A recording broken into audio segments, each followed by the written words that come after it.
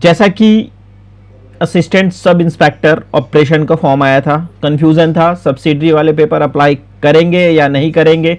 मैंने इन toll free number पे बात भी किया, ऑफिस भी गया, तो ऑफिस में तो कोई अधिकारी मिलने से रहे नहीं, क्योंकि अब जाहिर सा बात है कि हम जैसे लोग अगर ऑफिस में जाएंगे तो टाइम तो मिलना मुश्किल ही है।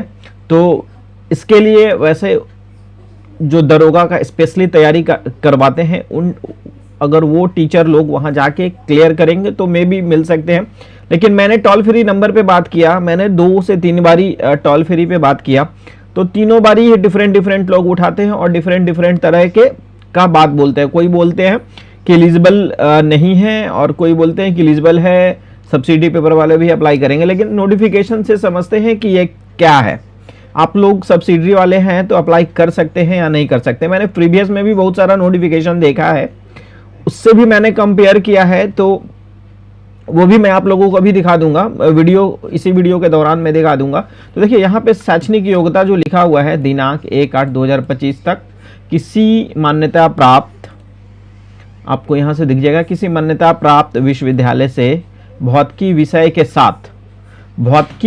साथ लिखा हुआ है। इसका मतलब है कि फिजिक्स आपका होना चाहिए भौतिकी विषय के साथ, यानी आपका फिजिक्स होना चाहिए, चाहे वो ऑनर्स हो और चाहे वो सब्सिडरी पेपर हो, तो आप भर सकते हैं। और यहाँ पे उसके आगे आप आएंगे तो विज्ञान में, तो अगर ऑनर्स मांगता तो यहाँ होता भौतिकी विषय में विज्ञान स्नातक, ये लिखा हुआ होता। लेकिन यहाँ पे भौतिकी विषय के साथ है, तो इसका मतलब ये हो गया कि सब्सिडरी पेपर, ये के साथ का मीनिंग सब्सिडरी पेपर जाहिर करता है। लेकिन ये ऐसा नहीं है कि मैं जो बोल रहा हूँ वो बिल्कुल सही हो, क्योंकि ये अनुमान लगाया जा रहा है कि ऐसा हो सकता है। प्रॉपर नोटिफिकेशन तो कहीं है नहीं, ना टोल फ्री नंबर पे मिला है। बहुत सारे टीचर ये भी बता रहे हैं कि सब्सिडी वाले एलिजिबल हैं, बहुत सारे ये भी बता रहे हैं कि एलिजिबल नहीं है, सिर्फ ऑनर्स वाले भरेंगे। बात माने तो आखिर माने किसका। लेकिन फॉर्म का जो फी है 100 रुपया है। फॉर्म नहीं भरने से बढ़िया है, फॉर्म नहीं भरने से सीधा ये हो जाएगा कि आप तो सीधा रेस से बाहर हो जाएंगे।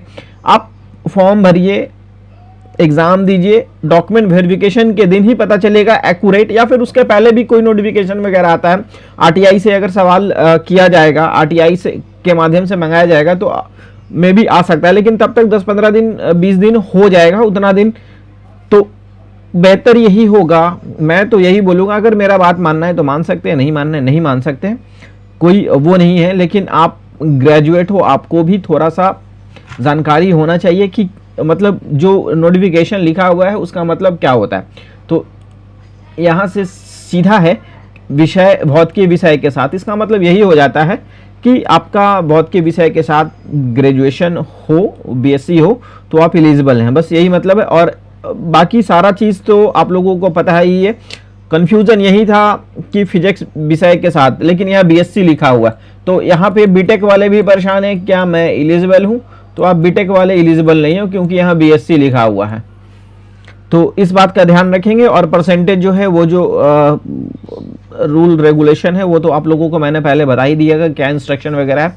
तो फॉर्म जहाँ से अधूरा मैंने छोड़ा था वहीं से अभी फॉर्म में स्टार्ट करके आप लोगों को फुल फिल करके बताता हूँ। चलिए वीडियो को शुरू करते हैं। मैंने रजिस्ट्रेशन तक फिल करके उस दिन बता दिया था, उसके आगे का प्रोसीजर मैं कर दे रहा हूँ। मैट्रिक आपका यहाँ पे मैट्रिक का यूनिवर्सिटी या इंस्टीट्यूशन, तो यूनिवर्सिटी लिखा हुआ है, इसका मतलब है कि बोर्ड ही होगा मैट्रिक में। तो बोर्ड का नाम, सर्टिफिकेट नंबर, या फिर आप अपना स्कूल का नाम भी दे सकते हैं मैट्रिक का, पासिंग सर्टिफिकेट का नंबर, इशू डेट और इसका परसेंटेज। उसके बाद यहाँ पे बीएससी फिजिक्स लिखा हुआ है, तो आपका फिजिक्स सब्सिडरी है या ऑनर्स है, आप फॉर्म भर सकते हैं। फिजिक्स अगर सब्सिडरी में है, ऑनर्स वाले तो बिल्कुल कंफर्म है कि उनको भरना ही भरना है, लेकिन सब्सिडरी वालों को कंफ्यूजन था, जैसा कि मैंने अभी कंफ्यूजन आप लोगों का दूर किया है।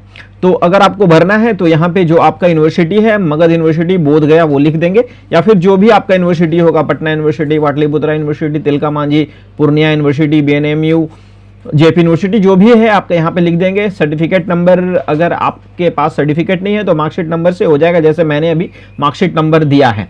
और उसके बाद मार्कशीट पे जो इशू डेट है वो यहाँ डाल देंगे, और परसेंटेज जो मार्कशीट पे है वो। उसके बाद यहाँ पे एड्रेस, विलेज, पोस्ट, पीएस, इस तरीके से एड्रेस दे देंगे, पिन कोड देंगे, और यहाँ पे फोटो और यहाँ पे फोटो साइन, फोटो जो होगा व्हाइट बैकग्राउंड का फोटो देना है, और सिग्नेचर जो होगा हिंदी इंग्लिश सिग्नेचर करके अपलोड करना है। चलिए इतना सारा डिटेल्स मैं फिल करके आपको आगे बताता हूँ। जैसे ही फोटो साइन अपलोड करते हैं उसके बाद आपको नेक्स्ट करते हैं तो आपके सामने पूरा डिटेल्स आ जाता है। अच्छे से बारीकी से चेक कर लीजिएगा, सब कुछ सही होगा तो यहाँ कैप्चा डाके कैप्चा फिल करके सबमिट एप्लीकेशन फॉर्म पे करेंगे, आपका जो फॉर्म है वो सबमिट हो जाएगा। यही स्टेप था इस फॉर्म को भरने के लिए। कंफ्यूजन यही था कि सब्सिडरी पेपर वाले अप्लाई कर पाएंगे या नहीं कर पाएंगे। तो जिनका भी सब्सिडरी पेपर है आप अप्लाई कीजिए, डॉक्यूमेंट वेरिफिकेशन के समय आपका क्लियर होगा, क्योंकि अभी छोड़ने से अच्छा कि आप एग्जाम दीजिए, क्वालिफाई कीजिए, उसके बाद वहां पे देखा जाएगा। लेकिन उसके पहले ही पता चल जाएगा, 10 से 12 दिनों में ये क्लियर हो जाएगा। आरटीआई के थ्रू मंगाया जाएगा, या फिर कोई बड़े लेवल के जो टीचर होंगे वो बोर्ड से पता करेंगे या बोर्ड से कांटेक्ट करेंगे तो उनको पता चल जाएगा। तो चलिए, और ऐसा ही कुछ अपडेट होगा, बीच में कुछ अपडेट आता है इससे रिलेटेड तो मैं अपडेट करूंगा। तो वीडियो ठीक लगे चैनल को लाइक सब्सक्राइब शेयर जरूर कर दीजिएगा। Thank you, good luck.